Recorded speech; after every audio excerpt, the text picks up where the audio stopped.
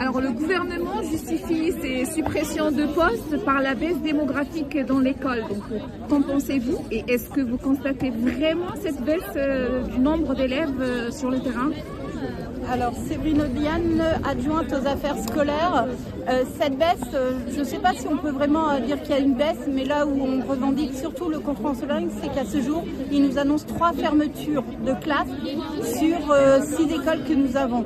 Donc, ça fait 17 classes. Donc, je trouve que c'est énorme. Delphine Bardou, maire déléguée de Tenay du Confront-Sologne. Je suis tout à fait d'accord. Effectivement, sur une seule commune, nous avons 3 fermetures de classes. Donc, et puis, alors je vais parler également de la commune déléguée de Tenay, où on a un RPI avec Montoux-sur-Cher. Le fait de fermer une classe va augmenter les effectifs du coup et là on risque d'être au maximum on peut l'admettre, aujourd'hui on a des enfants en difficulté scolaire et ça peut compliquer en tout cas l'apprentissage de tous les jours. Alors je suis Carole Hainaut, je suis enseignante à l'école maternelle des Girards.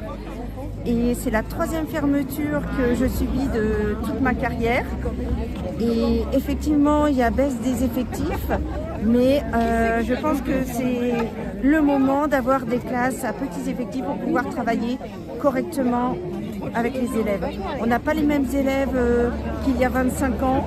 En maternelle, on détecte des enfants en difficulté et le petit effectif est vraiment nécessaire.